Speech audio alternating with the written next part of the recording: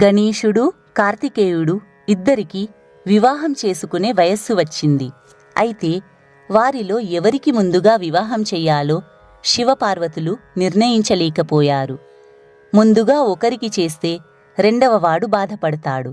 ఆ విధంగా వారిలో ఎవరు బాధపడినా శివపార్వతులకు ఇబ్బందే. వారికి ఇద్దరి మీద అమితమైన ప్రేమ ఉంది. వారిద్దరికీ పోటీ పెట్టాలనుకున్నారు. వారిద్దరినీ పిలిచి, మేము ఒక పోటీని పెట్టదలిచాము. మీరిద్దరూ ప్రపంచాన్ని చుట్టి ఇక్కడికి రావాలి. ఎవరు ముందు చేరుతారో వారికే మొదట వివాహం చేస్తాము అని అన్నారు. ఈ మాటలు వినగానే కార్తికేయుడు బయలుదేరాడు. కాని గణేశుడు ఆలోచనలో పడ్డాడు. కార్తికేయుడు ప్రపంచాన్ని చుట్టి వచ్చేసరికి తాను 2 కోసుల దూరం కూడా వెళ్ళలేను అని అనుకున్నాడు. గణేశుడు బాగా ఆలోచించాడు. అతనికి ఒక మార్గం కనపడింది. అతడు స్నానం చేసి శుచిగా వచ్చి పార్వతీ పరమేశ్వరుల్ని ఆసీనుల్ని చేశాడు. వారిద్దరినీ పూజించి 7 పర్యాయాలు ప్రదక్షిణం చేశాడు. ఇప్పుడు నా వివాహానికి ముహూర్తం నిశ్చయించండి అని గణేశుడు అన్నాడు. అప్పుడు శివుడు, ఏమిటి నీ ఉద్దేశం? మేము చెప్పింది నువ్వు వినలేదా? మీరిద్దరూ ప్రపంచాన్ని చుట్టి తిరిగి రావాలి. త్వరపడు. కార్తికేయుడు అప్పుడే బయలుదేరాడు. నువ్వు జాగ్రత్త పడకపోతే ఓడిపోతావు అన్నాడు. అయితే అప్పుడు గణేశుడు, నేనప్పుడే ప్రపంచాన్ని 7 సార్లు చుట్టి వచ్చాను. మీ చుట్టూ 7 సార్లు ప్రదక్షిణం చెయ్యలేదా? తల్లిదండ్రుల చుట్టూ ప్రదక్షిణం చేస్తే ప్రపంచాన్ని చుట్టి వచ్చినట్లని వేదాలు చెప్పలేదా? వేదాలను మీరు అంగీకరిస్తే నేను ప్రపంచాన్ని 7 సార్లు చుట్టి వచ్చానని మీరు అంగీకరించాలి అని గణేశుడు అన్నాడు. ఇది విన్న శివపార్వతులు వేదాలు తప్పు అని అనలేకపోయారు. గణేశుని వాదనను అంగీకరించారు. అతని వివాహానికి అన్నీ సిద్ధం చేశారు. కశ్యపుని కుమారుడైన విశ్వరూపునికి 2 కుమార్తెలు, సిద్ధి, బుద్ధి. అట్టహాసంగా వారిద్దరితో గణేశుని వివాహం జరిగింది. గణేశునికి సిద్ధికి లాక్ష అనే కుమారుడు, గణేశునికి బుద్ధికి లాభుడనే కుమారుడు కలిగారు. కార్తికేయుడు ప్రపంచాన్ని చుట్టి వచ్చేసరికి గణేశునికి వివాహం జరగడం, 2 కుమారులకు తండ్రి కావడం జరిగిపోయింది. ఈ విషయం నారదుని వల్ల విని తాను మోసపోయినట్లు కార్తికేయుడు గ్రహించాడు. తల్లిదండ్రులతో కలిసి ఉండడానికి తను ఇష్టపడలేదు. బ్రహ్మచారిగానే ఉండిపోవాలనుకున్నాడు. అందుకే కార్తికేయుణ్ణి కుమారస్వామి అని అంటారు. కార్తికేయుడు క్రౌంచ పర్వతం మీద నివసిస్తున్నాడు. శివుడు అమావాస్య నాడు, పార్వతీ పున్నమి నాడు అతన్ని చూడడానికి వస్తారు. శివుణ్ణి సంతృప్తిపరచడం చాలా సులభం. కానీ శివుణ్ణి కేతకీ పుష్పంతో కానీ లేక చంపక పుష్పంతో కానీ పూజించరాదు అని రోమహర్షణుడు అన్నాడు. ఇది విన్న ఋషులు, ఆ పుష్పాలు ఎందువల్ల పూజకు పనికిరావు అని అడిగారు. అప్పుడు రోమహర్షణుడు ఇలా చెప్పసాగాడు. సీతారామ లక్ష్మణులు వనవాసకాలంలో కొన్నాళ్ళు ఫల్గు నదీ తీరాన ఉన్నారు. అక్కడ ఉండగానే దశరథుని మరణ వార్త వారికి చేరింది. అతనికి శ్రాద్ధకర్మ చేయవలసి వచ్చింది. అవసరమైన సరుకులు తెమ్మని రాముడు లక్ష్మణుణ్ణి ప్రక్క గ్రామానికి పంపాడు. సమయం మించిపోతుంది. కాని లక్ష్మణుడు రాలేదు. అప్పుడు రాముడు తానే స్వయంగా వెళ్ళాడు. కాని రాముడు కూడా తిరిగి రాలేదు. అప్పటికే సమయం మించిపోతోంది. అందువల్ల సీత తానే శ్రాద్ధకర్మ చేయదలుచుకుంది. ఆమె ఫల్గు నదిలో స్నానం చేసి ఒక మట్టి ప్రమిదని వెలిగించింది. స్వయంగా తానే పిండ ప్రదానం చేసింది. అప్పుడు వెంటనే, సీతా, నువ్వు చేసిన పిండ ప్రదానానికి మేము సంతృప్తి చెందాము అనే శబ్దం వినిపించింది. గాలిలో కొన్ని చేతులు ఆ పిండాల్ని గ్రహించడం చూసి సీత ఆశ్చర్యం చెందింది. మీరెవరు అని సీత అడిగింది. అప్పుడు, నేను మీ మామగారిని. శ్రాద్ధకర్మ విజయవంతంగా చేశావు. నేను చాలా సంతోషించాను అని ఆ కంఠమంది. కాని రామలక్ష్మణులు నన్ను నమ్మరు. గాలి నుండి చేతులు వచ్చి పిండాల్ని గ్రహించాయంటే వారు నమ్మరు అని సీత అన్నది. వాళ్ళు నమ్మి తీరాలి. నీకు 4 సాక్షులున్నారు. మొదటిది ఫల్గు నది, రెండవది అక్కడ ఉన్న గోవు, మూడవది అగ్ని, నాలుగవది కేతకీ పొద అని ఆ కంఠమన్నది. కొంతసేపటి తరువాత రామలక్ష్మణులు తిరిగి వచ్చారు. వారు సీతతో, త్వరగా, సమయం లేదు, మధ్యాహ్నంలోగా శ్రాద్ధకర్మ పూర్తి చెయ్యాలి అని అన్నారు. సీత జరిగినదంతా వారికి వివరించింది. కాని వారు నమ్మలేదు. ఆమె అబద్ధం చెబుతుందని అపహాస్యం చేశారు. అప్పుడు సీత ఆ 4 సాక్షుల్ని పిలిచింది. వాళ్ళందరూ తామేమీ చూడలేదని అబద్ధం చెప్పారు. ఇక వాదించేది లేనందువల్ల ఆమె వంట చేసింది. రాముడు శ్రాద్ధకర్మను నిర్వహించాడు. అయితే అప్పుడు మరలా ఆకాశంలో కంఠధ్వని వినిపించింది. మళ్ళీ మమ్మల్ని ఎందుకు పిలుస్తున్నావు? సీత మమ్మల్ని తృప్తిపరిచింది అని ఆ కంఠమన్నది.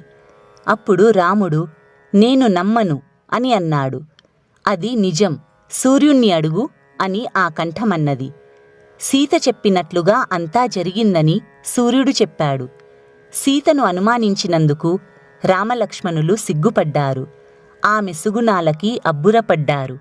అబద్ధం చెప్పినందుకు సీత ఆ 4 సాక్షుల్ని శపించింది.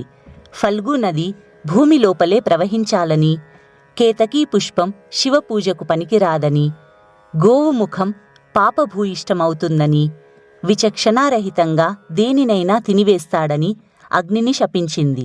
అందుకే కేతకీ పుష్పం శివపూజకు పనికిరానిదయ్యింది. రోమహర్షణుడు ఋషులతో, శివపూజకు చంపక పుష్పం ఎందుకు పనికిరాదో వివరంగా చెప్తాను, ధ్యానపూర్వకంగా వినండి అని ఇలా చెప్పసాగాడు. గోకర్ణ క్షేత్రంలో శివాలయముంది. నారదుడు ఆ ఆలయాన్ని సందర్శించాలనుకున్నాడు.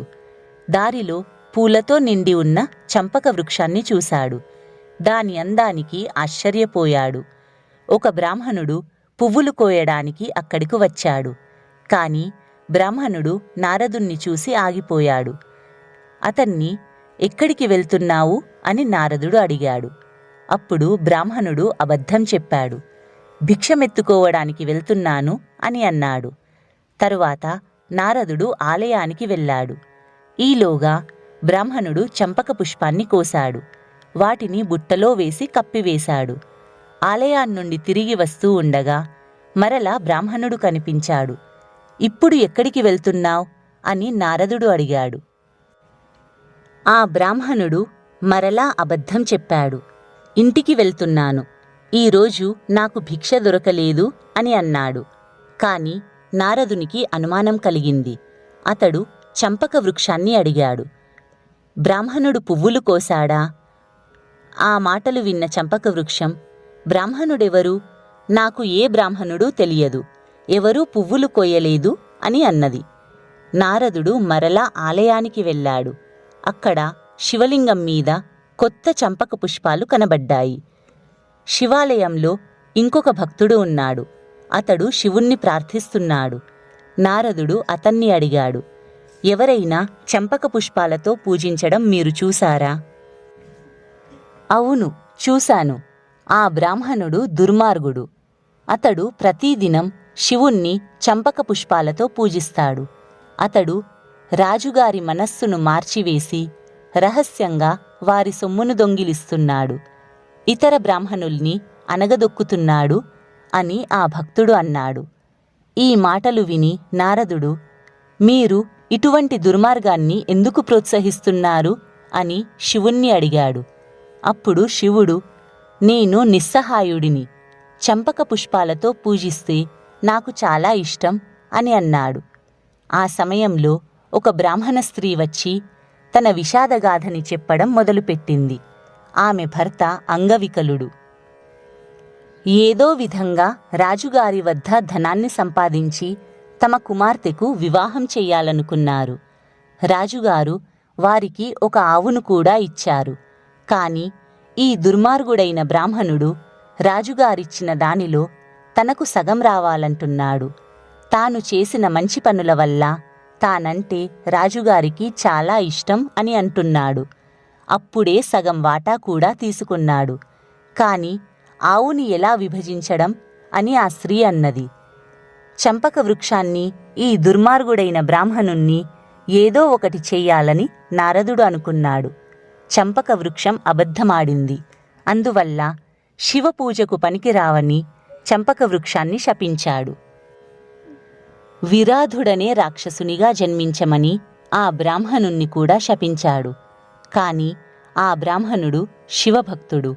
అందువల్ల అతన్ని రాముడే చంపాలి.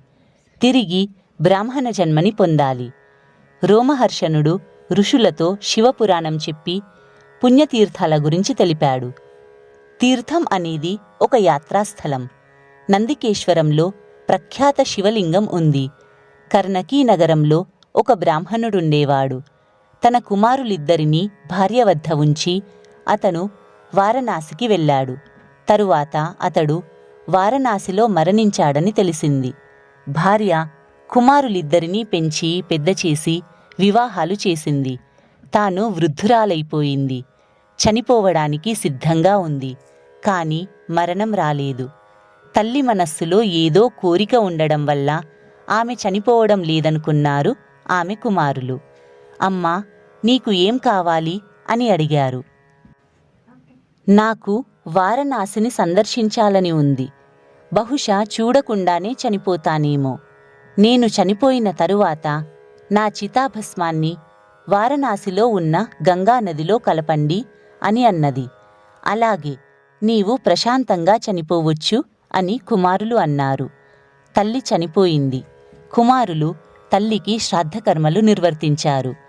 పెద్ద కుమారుడు సువాది తల్లి చితాభస్మాన్ని తీసుకొని వారణాసికి బయలుదేరాడు. చాలా దూర ప్రయాణం కాబట్టి అలసిపోయి ఆ రాత్రి ఒక బ్రాహ్మణుని ఇంట్లో విశ్రమించాడు.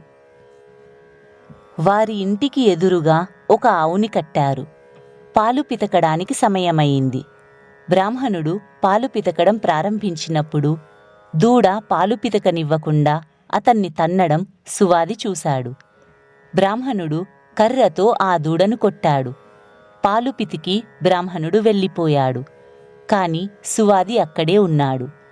బ్రాహ్మణుడు నిన్ను కొడుతూ ఉంటే నాకు చాలా బాధగా ఉంది. రేపు ఆ బ్రాహ్మణుని యొక్క కుమారుణ్ణి తొక్కి చంపేస్తాను అని ఆవు దూడతో అంది. మరునాడు పాలు పితకడానికి బ్రాహ్మణుని కుమారుడు వచ్చాడు. అతన్ని ఆవు తన కొమ్ములతో పొడిచి చంపివేసింది. బ్రాహ్మణ కుమారుణ్ణి చంపి ఆవు పాపం చేసింది. అందువల్ల ఆ తెల్లని ఆవు నల్లగా మారిపోయింది. ఆవు ఇంటి నుండి వెళ్ళిపోయింది. సువాది దానిని అనుసరించాడు. ఆవు నర్మదా నది ఒడ్డుకు వెళ్ళింది. అక్కడ నందికేశ్వర తీర్థముంది. ఆ ఆవు నదిలో స్నానం చేసింది. స్నానం చెయ్యగానే వెంటనే ఆ ఆవు తెల్లగా మారిపోయింది. అంటే బ్రహ్మహత్యా పాతకం ఆ నదిలో స్నానం చేయడం వల్ల తొలగిపోయింది. నందికేశ్వర తీర్థం మహిమ సువాదికి తెలిసింది. తాను కూడా ఆ నదిలో స్నానం చేసి వారణాసికి వెళ్దామనుకున్నంతలో అతనికి ఒక అందమైన స్త్రీ ఎదురుపడింది. సువాది, ఎక్కడికి వెళ్తున్నావు? మీ తల్లి చితాభస్మాన్ని ఈ నదిలో కలుపు. వారణాసి కంటే ఇది మహత్తుగల తీర్థం అని అంది. అప్పుడు సువాది, మీరెవరు అని అడిగాడు. అప్పుడు నేను గంగానదిని అని అంది. ఆమె అదృశ్యమయ్యింది. సువాది ఆమె చెప్పినట్లు తన తల్లి భస్మాన్ని ఆ నదిలో కలిపాడు. వెంటనే అతని తల్లి ఆకాశంలో కనబడి తాను చాలా సంతృప్తి చెందినట్లు తెలియచేసింది. ఆమె నేరుగా స్వర్గానికి వెళ్ళింది. రిషిక అనే బ్రాహ్మణ స్త్రీ ఇక్కడ శివుణ్ణి గూర్చి తపస్సు చేయడం వల్ల ఈ నందికేశ్వర తీర్థం గొప్ప మహత్తు కలదయింది. తరువాత రోమహర్షణుడు ఋషులతో అత్రీశ్వర తీర్థం యొక్క మహాత్మ్యం గురించి చెప్పసాగాడు. కామద అనే అడవి ఉండేది. అక్కడ 100 సంవత్సరాల నుండి వర్షాలు లేవు. ఆకులు ఎండిపోయాయి. అడవిలో నివసించేవారు బాధపడుతున్నారు. అత్రి మహాముని తపస్సు చేసి వర్షాలు కురిసేటట్లు చెయ్యాలని నిశ్చయించుకున్నాడు. అత్రి భార్య అనసూయ కూడా భర్తతో పాటు తపస్సు చేయాలనుకుంది. ఇద్దరూ శివుణ్ణి గూర్చి తపస్సు చేశారు. ఇద్దరిలో ఎవరి తపస్సు గొప్పదో చెప్పడం కష్టం. వారు 54 సంవత్సరాలు అన్నపానాదులు లేకుండా తపస్సు చేశారు. అత్రి తపస్సు పూర్తయింది. అతనికి దాహం వేసింది. ఎక్కడికైనా వెళ్ళి దాహం తీరడానికి కొంచెం నీరు తెమ్మని అనసూయతో చెప్పాడు. అనసూయ నీరు తేవడానికి వెళ్తుంటే గంగా నది ఎదురుపడింది. నీ తపస్సుకి మెచ్చాను, ఏ వరం కావాలో కోరుకో అని గంగా అన్నది. నా తపస్సుకు మీరు మెచ్చినట్లయితే ఇక్కడ ఒక సరస్సును ఏర్పాటు చేసి దానిని మీ నీటితో నింపండి అని అనసూయ అంది. అందులకు గంగ అంగీకరించింది. అనసూయ కుండ నిండా నీరు నింపుకొని ఆ నీటిని భర్త వద్దకు తెచ్చింది. అత్రి ఆ నీటిని త్రాగాడు. ఆ నీరు ఇదివరకు వారు తాగుతున్న నీటి కంటే చాలా రుచిగా ఉంది. అత్రి అనసూయతో, ఈ నీరు ఎక్కడిది? ఇంతకు ముందు మనం త్రాగే నీరు ఇంత రుచిగా లేదు. ఈ నీరు మాత్రం చాలా రుచిగా ఉంది అని అడిగాడు. అప్పుడు అనసూయ జరిగిన విషయమంతా చెప్పింది. అత్రి ఆ సరస్సుని చూపమని అడుగగా ఆమె తన భర్తను సరస్సు వద్దకు తీసుకుని వెళ్ళింది. వారు గంగని ఆ సరస్సులోనే ఉండమని ప్రార్థించారు. అప్పుడు గంగ, అనసూయ తపస్సు చేసి చాలా పుణ్యం సంపాదించింది. 1 ఏడాది అనసూయ చేసిన తపస్సు యొక్క పుణ్యాన్ని ధారపోస్తే ఇక్కడ ఉంటాను అని అన్నది. అందులకు అనసూయ అంగీకరించింది. గంగ ఆ సరస్సులోనే ఉంది. శివుడు ప్రత్యక్షమై అనసూయకు వరమిస్తానన్నాడు. శివుడు ఎల్లప్పుడూ ఆ అడవిలోనే ఉండాలని ఆమె కోరింది. శివుడు అంగీకరించాడు. ఈ పుణ్యస్థలాన్ని అత్రీశ్వర తీర్థం అంటారు. రోమహర్షణుడు ఋషులతో, శివుణ్ణి లింగరూపంలో కూడా పూజించవచ్చు. దీనివలన సమయాసమయాలతో సంబంధం లేకుండా ఏ ప్రదేశంలోనైనా సులభంగా శివుణ్ణి ఆరాధించవచ్చు అని శివపురాణం చెబుతుంది అని చెప్పగా ఋషులు శివలింగం గురించి చెప్పుమని అడిగారు. అప్పుడు రోమహర్షణుడు, లింగం శివుని ప్రతిరూపం. చాలా లింగాలున్నాయి. ఎక్కడైతే భక్తులు చేరుతారో అక్కడ శివుడు లింగరూపంలో ఉంటాడు. అయినా ముఖ్యమైన లింగాలు 12 ఉన్నాయి. వీటిని జ్యోతిర్లింగాలు అంటారు. సోమనాథం, మల్లికార్జునం, మహాకాలం, ఓంకారం, కేదారం, భీమశంకరం, విశ్వనాథం, త్రయంబకం, వైద్యనాథం, నాగేశం, రామేశ్వరం, కృష్ణేశ్వరంలు 12 జ్యోతిర్లింగాలుగా ప్రఖ్యాతిగాంచాయి. వాటి గురించి వివరిస్తాను వినండి అని 12 జ్యోతిర్లింగాల గురించి చెప్పాడు.